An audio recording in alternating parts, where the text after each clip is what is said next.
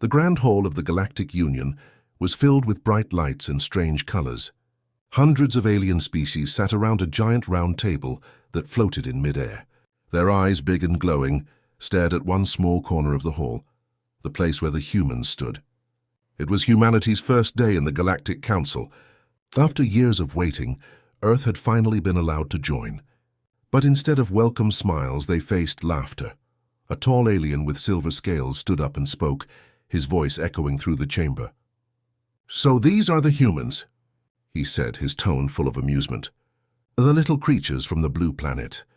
The hall filled with low chuckles and strange alien sounds that were the same as laughter. Some even began whispering jokes. "Their ships are slower than a snail drive," one said. "Their weapons, ha! My grandmother's drone could destroy 10 of their fleets." The humans stood quietly. At the center of their small group was Commander Rain, calm, tall, and serious. He wore a plain gray uniform, unlike the bright robes of the aliens. His face did not change even when he heard the laughter. He just looked around slowly, his eyes meeting those of the other council members. One alien reporter floated near him, holding a light orb that recorded everything. "Commander Rain," it asked mockingly, "is it true that humans still use metal rockets to fly? How old-fashioned." Another wave of laughter filled the hall. Even the galactic chairman smiled. "Let's be kind," he said, pretending to calm them. "Humans are new here. They will learn someday." Commander Rain didn't reply immediately. He waited for the noise to fade. Then he spoke, his voice calm but cold. "Maybe we are new," he said softly. "Maybe we are slower than you, but we learn fast. And when we do, we never forget those who laughed." The room went silent for a second, but only for a second. Then the laughter came again, even louder. To them, he sounded like a proud child trying to act brave. After the meeting ended, the human delegation walked out quietly. Behind them, the aliens continued to joke. One alien posted a holo meme online showing a human ship with the words, "Please don't sneeze, it might fall apart." Within hours, it spread across the galaxy. Everyone was laughing. Humans had become the biggest joke in the universe. Back on Earth, the news reached every screen. Some people were angry, others just smiled bitterly. A few scientists, however, looked at each other with knowing eyes. Deep under the surface of the planet, far away from the public, something was already happening, something the aliens didn't know about, but that was a secret for another day. Commander Rain returned to his ship quietly. His second officer, Maya, followed him. She was young, sharp, and angry. "They insulted us in front of everyone," she said. "We shouldn't have gone there." Rain looked out of the ship window, staring at the endless stars. "Let them laugh," he said finally. "Every laugh is a countdown." "They just don't know it yet," she frowned. "Countdown to what?" Rain turned to her, and for the first time a small smile appeared on his face. "To silence," he said. The ship left the alien spaceport slowly, surrounded by other ships that were faster, brighter, and more powerful. Some aliens even sent mocking messages through comms, sound clips of laughter and jokes. But humans didn't reply. They simply returned home, through the long, dark tunnel of space. As the stars moved past their windows, Maya spoke again. "Do you really think we can catch up to them, Commander? They've had thousands of years of progress." "We've had only a few hundred," Rain answered. "Catching up is not the plan. Surpassing them is."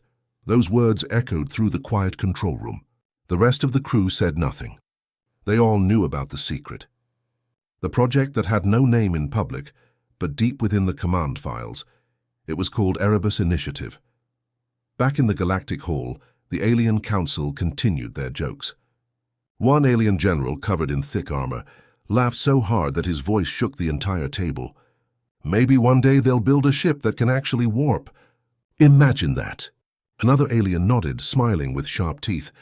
"Yes, and when that day comes, we'll send them flowers to celebrate." But one old alien scientist sitting in the back didn't laugh. His eyes, yellow and thoughtful, stayed fixed on the spot where the humans had stood. He whispered quietly to himself, "The quiet ones are always the dangerous ones." Outside the station, stars glittered, cold, distant, and endless.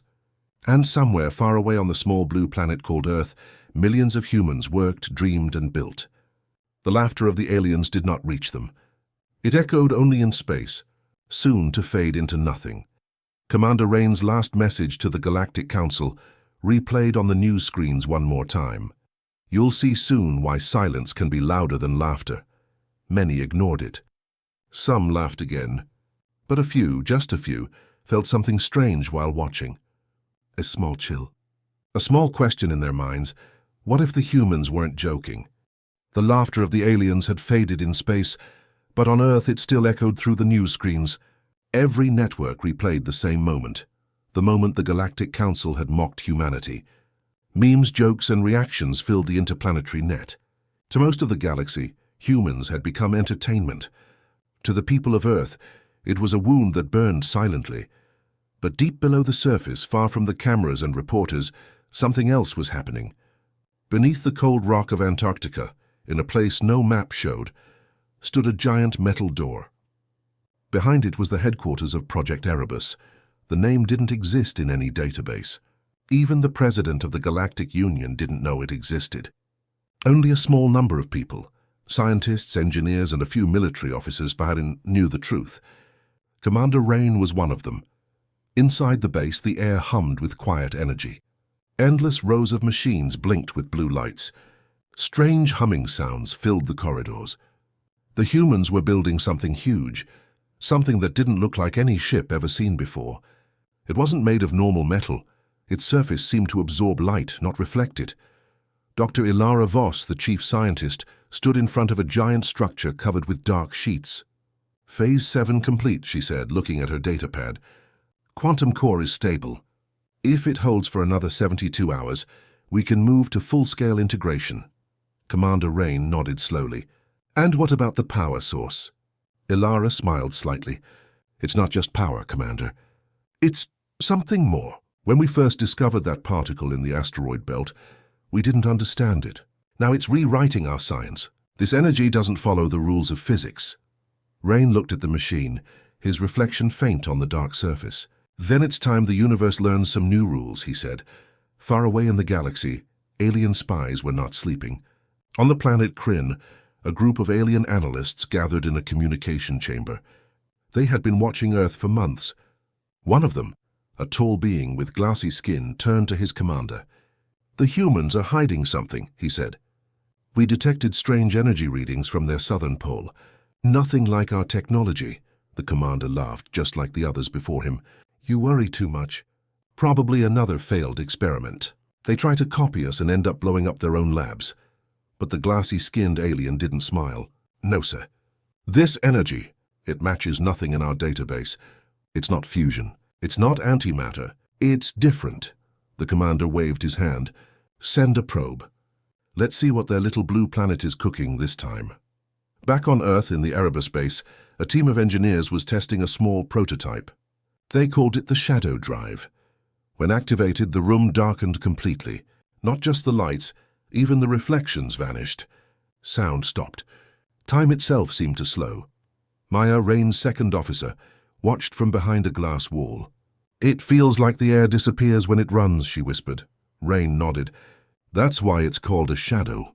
It bends light, sound, and maybe even time. That's how we'll move unseen." A sudden alarm echoed through the control room. "Commander!" shouted a young technician. "Unidentified object detected in orbit. It's watching us." Rain and Maya ran to the main screen. A small metallic sphere floated high above Earth. Its signals matched no known code. "Spy probe," Maya said. Rain's eyes narrowed. "From the Council?" "Most likely. They want to know if the humans are still the galaxy's joke." Rain looked at the giant machine behind them, still hidden under the black sheets. "Then let's give them a show." He walked to the console and pressed a button.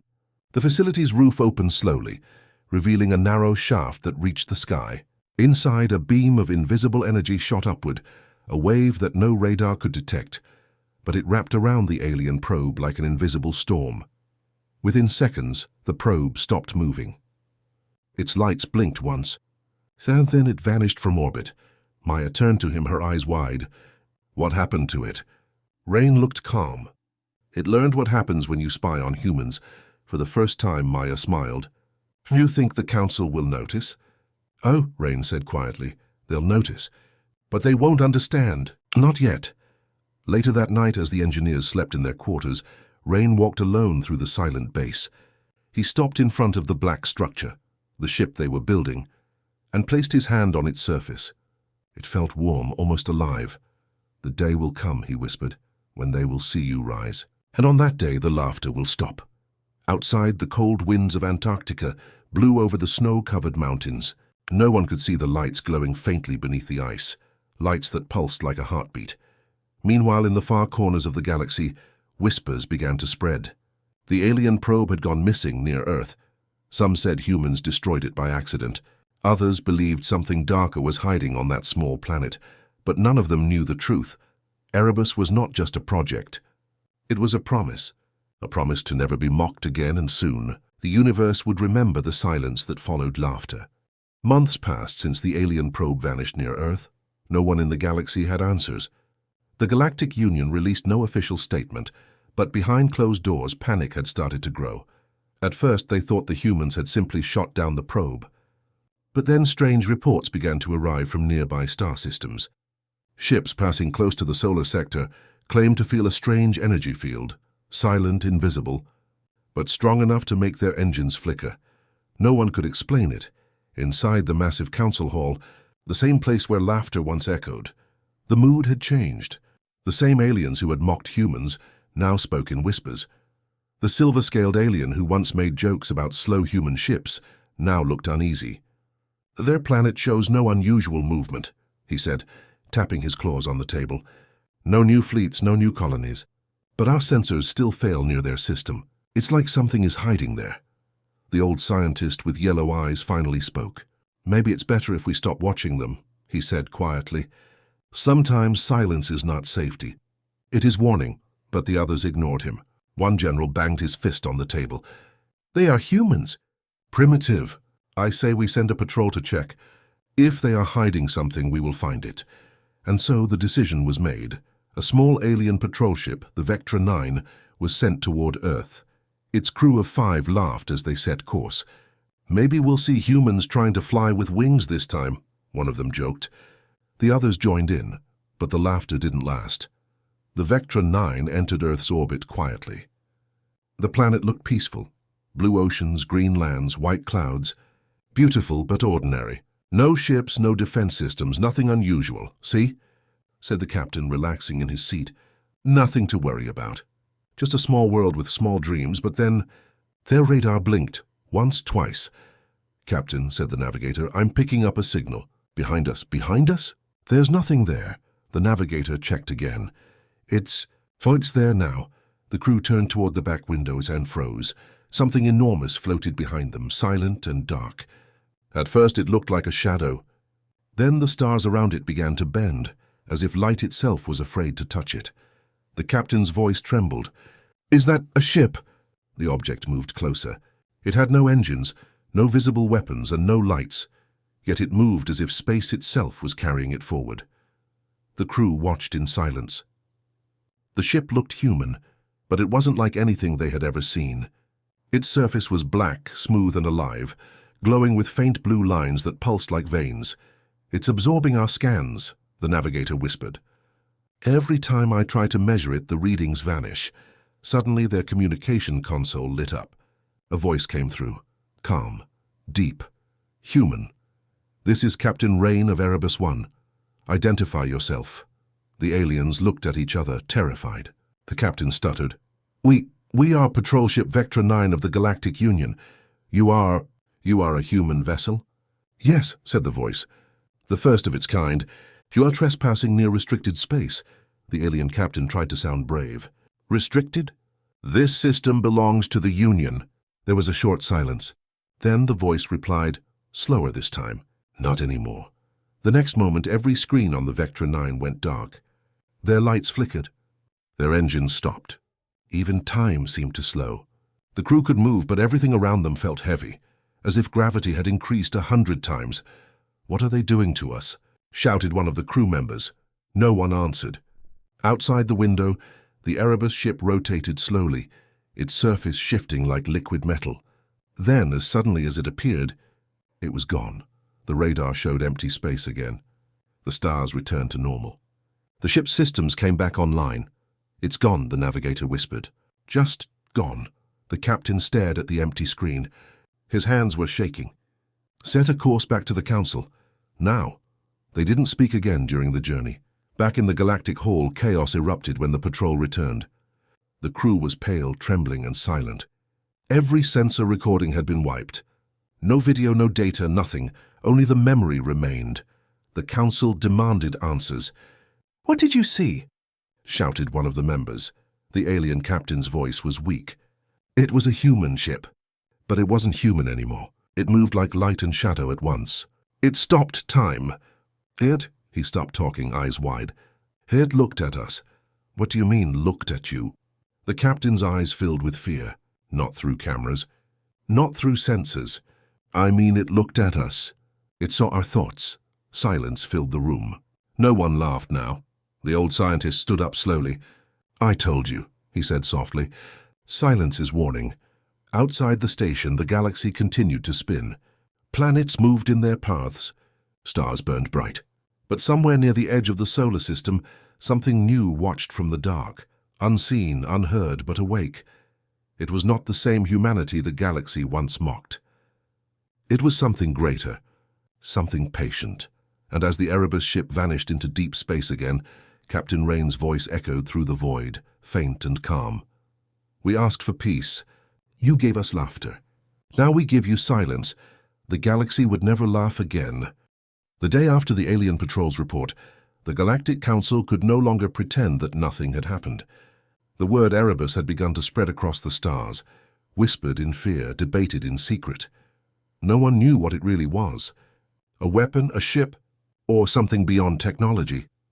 Every species in the galaxy wanted answers, but only one thing was certain. The humans had done something impossible. Inside the Grand Council Hall, arguments filled the air. "This cannot be true," shouted one general with burning red eyes. "Humans cannot build something that can freeze time." The old yellow-eyed scientist replied calmly, "Maybe not with the science you know. But humans, they have a strange way of breaking rules they do not understand." The room grew tense. The silver-scaled alien slammed his hand on the table. "Enough talk. Send the fleets. We will surround their planet and demand they surrender that ship." But the council leader raised a hand. "And if they refuse?" The silver-scaled alien smiled cruelly. "Then we remind them who controls this galaxy."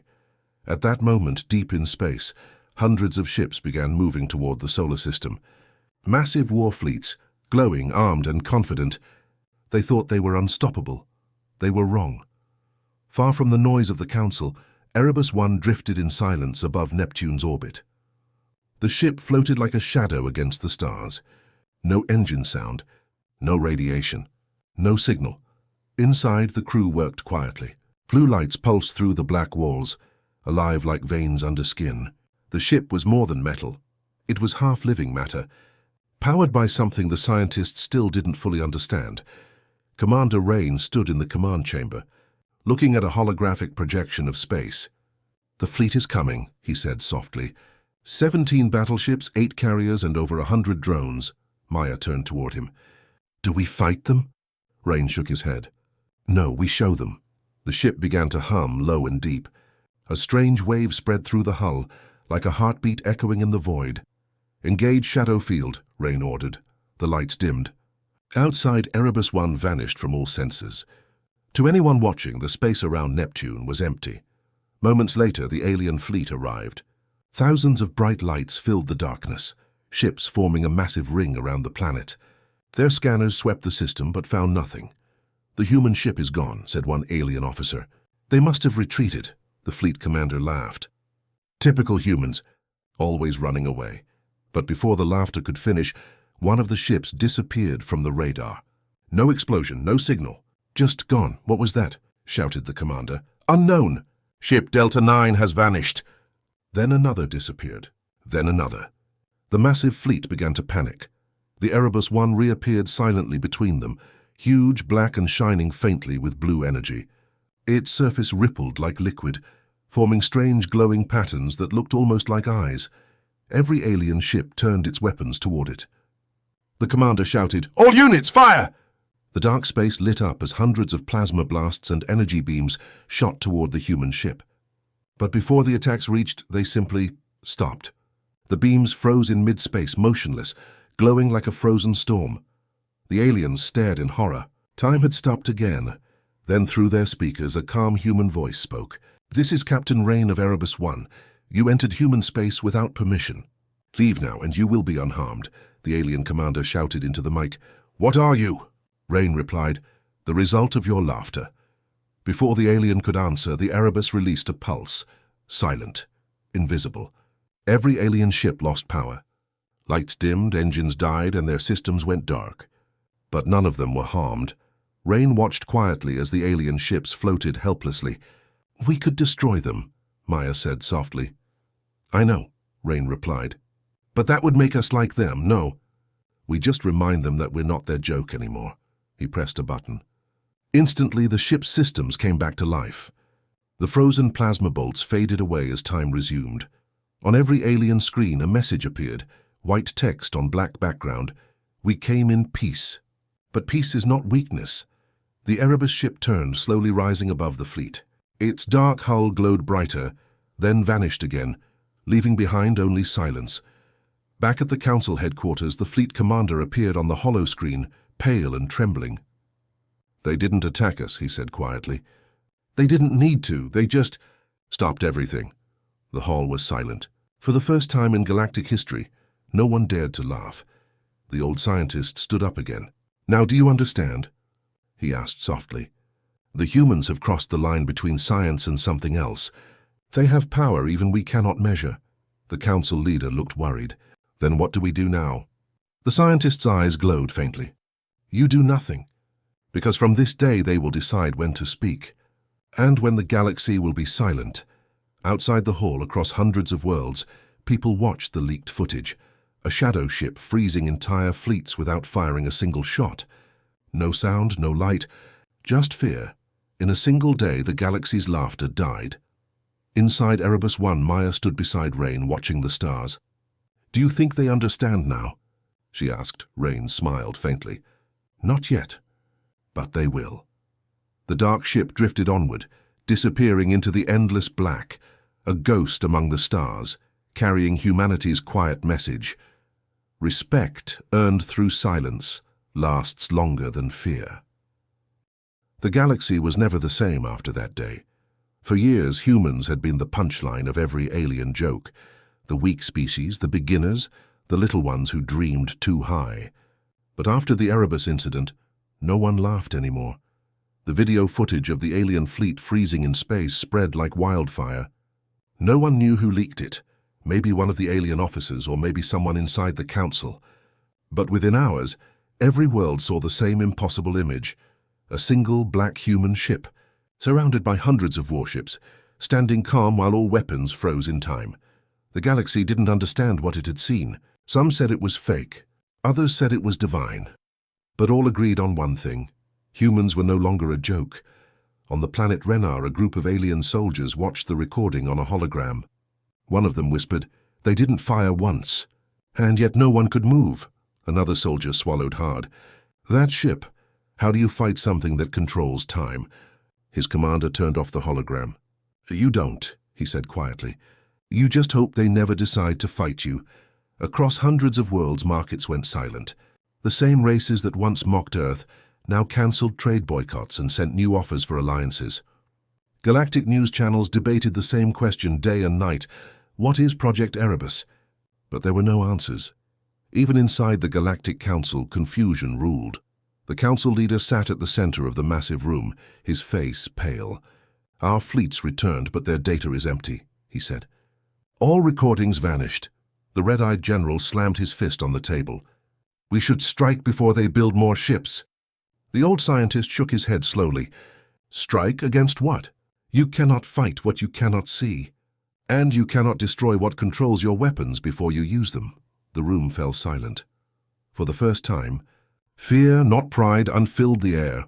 Far from the council, on the quiet blue planet called Earth, life continued peacefully. The cities glowed with calm light. Children played under the open sky. But beneath that peace, humanity was changing. Erebus 1 had returned home. Hidden beneath the ice once again, the ship slept. its black surface pulsing like a heartbeat. Scientists studied the data carefully. They didn't fully understand how it worked, only that it responded to human will, not commands, not buttons, but thought. Commander Rain stood in the observation deck above the ship. Maya walked in behind him, her boots echoing softly. "The galaxy is talking about us," she said. "Some call us heroes. Others call us monsters." Rain smiled faintly. "That's how you know they're afraid." "Do you think we should tell them what Erebus really is?" she asked. Rain shook his head. "Not yet. Let them wonder. Let them fear what they can't understand. It keeps the peace better than any treaty." Maya looked at the ship below. "It feels alive, doesn't it?" "It is," Rain said quietly. "It was born from our pain, our hope, and our silence. It listens to us because it is us." Meanwhile, in the outer rim of the galaxy, strange rumors began to spread. Alien cargo ships reported seeing shadows moving between stars, silent forms that vanished when approached. Some swore they saw the shape of Erebus itself. "Human ships are watching the trade routes," one pilot said. "They never attack, they just appear. Like ghosts." Within weeks, piracy across human sectors dropped to zero. No one dared enter their space. Even the most fearless smugglers avoided Earth's borders. The silence had become protection. Back in the Galactic Council, leaders held another emergency meeting. "This cannot go on," said the silver-scaled alien nervously. "If they can do this, they can control everything." The yellow-eyed scientist replied calmly, "Maybe that's exactly what's keeping us all alive. You remember how we used to laugh at them? Maybe now we owe them peace." The council leader sighed. "And if they decide to turn their silence into war?" The scientist's voice was almost a whisper. "Then there will be no war, only an ending." Weeks later, a message arrived on every official frequency across the galaxy. It wasn't sent by any known channel. It simply appeared, a calm human voice speaking slowly in every alien language. "To the Galactic Union. We came seeking friendship and you answered with laughter. We asked for peace and you mocked our weakness.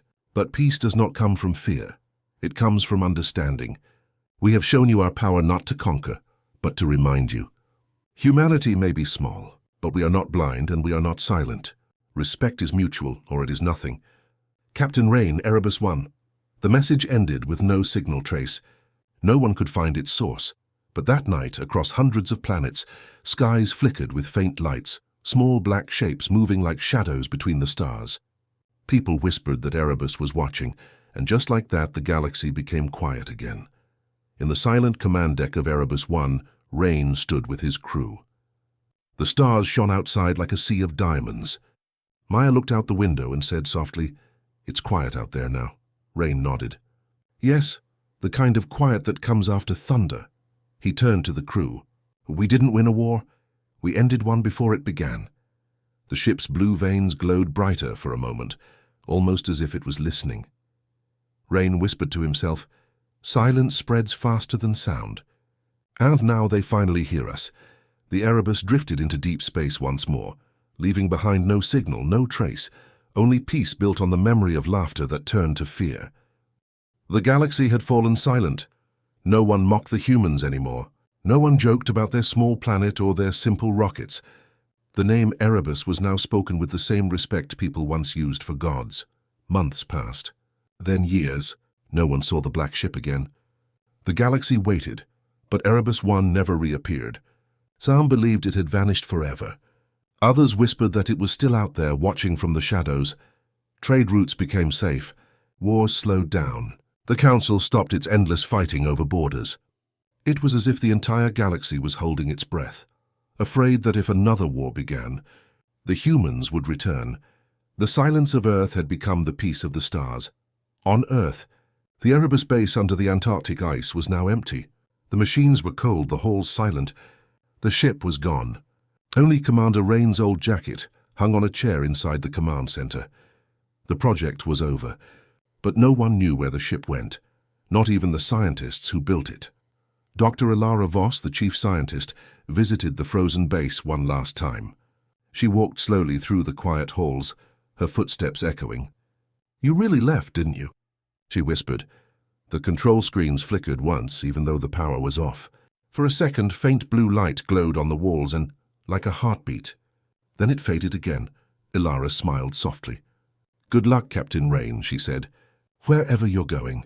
Far away, beyond the edge of the galaxy, in the cold darkness between galaxies, a single ship floated, silent and beautiful.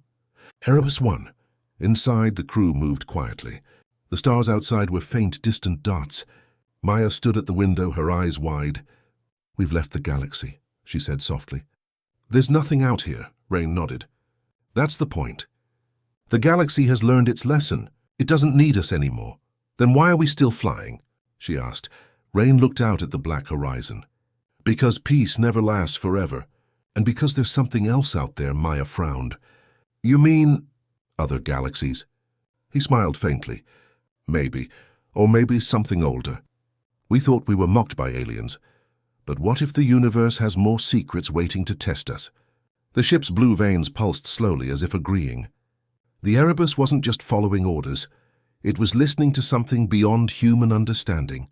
Back in the Milky Way, the Galactic Council built a monument on a moon near the center of the Union.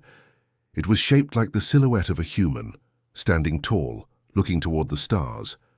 On the base of the statue, a simple line was written in every known language. "They asked for peace and gave us silence." Every visitor who came to see it left in quiet thought. Even children were told the story of the humans, the species that turned mockery into fear and fear into respect. Alien historians debated endlessly. How could a young species do this? Some asked. How could they rise so fast? But no one could answer, because the humans never explained anything. They just disappeared. Decades later, a deep space probe from a faraway civilization was exploring empty space beyond the galaxy. It sent back strange readings. A massive object moving faster than light but leaving no trace. The probe tried to send a message to it. There was no reply. Just before the signal ended, the probe's sensors caught a brief image. A black shape, smooth and silent, surrounded by faint blue light. The image lasted 1 second. Then the probe's systems shut down completely. The last piece of data received was a short audio burst, only 2 words, spoken in human voice. "Still watching." After that, nothing. The report was presented to the council. The yellow-eyed scientist, now old and weak, read it in silence. Then he looked up at the others. "They haven't left us," he said softly. "They're just farther away." Back inside Erebus 1, Maya stood beside Rain, looking at the black emptiness ahead. "Do you think they remember us?" she asked. Rain smiled faintly. "They do now." "That's all that matters," she nodded slowly. "And what about us? What happens next?" Rain placed his hand on the dark surface of the control panel. It pulsed warmly beneath his touch. "We keep going. Humanity always goes forward, always searching, always learning. That's what we are." The stars outside shifted, like the universe itself was moving aside to make way for them. Rain whispered, "Once they mocked us. Now they wait for our return." Maya smiled. "Will we ever go back?" "Someday," he said quietly, "when the galaxy forgets what silence means." The Erebus ship's engines glowed, brighter and brighter, until it was just a streak of blue light in the endless black. Then it vanished, not through speed, but through something deeper. Space folded, time bent, and the ship slipped beyond existence. The universe returned to silence.